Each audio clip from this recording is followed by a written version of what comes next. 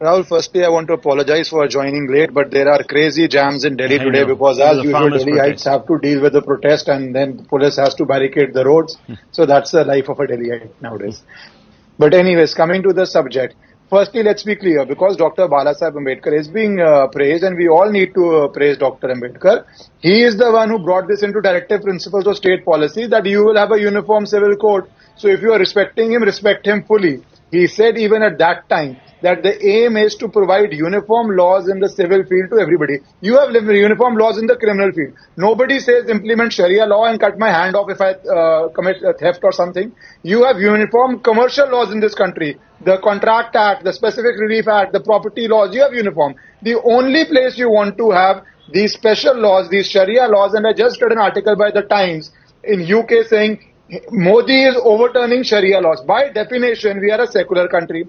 How can a secular country allow Sharia laws for a segment or any religious law to govern the civil aspects of life? That is the very negation of the concept of secularism at the very basic level. So at the preamble says secular. How can a country with a preamble of secular in it, even though it's imposed in emergency, allow religious laws to govern one part of society? Secondly, the Supreme Court in Shah Bano, the problem of not having a uniform civil code is an old lady got maintenance by the Supreme Court saying that the laws applicable to her provide her with relief at that age if her husband dumps her, throws her out of the house, and then you get it overturned by the parliament. And then you get a special law passed against a woman from the Muslim community itself.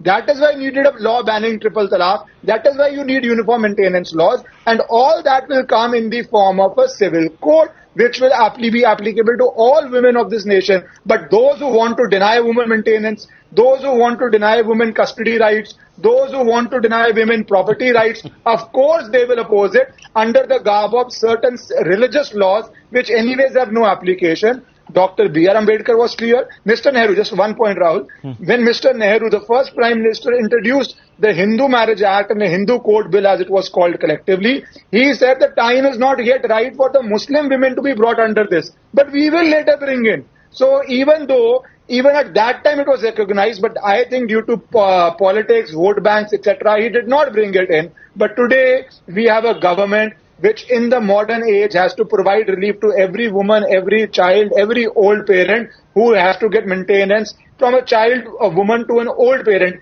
everybody has to be covered under the same uniform civil codes, and we can all agree to that unless we want to deny the weaker sections their right. Let me just ask you this fundamentally.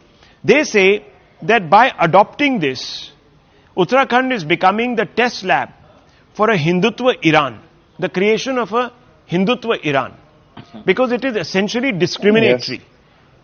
Yes. Is this Rahul, may I ask this? It's a ridiculous question. It's a wife-beating question, but I will still answer that. Is United States of America a Christian Iran? Is United Kingdom a Christian Iran? Is Australia a Christian Iran?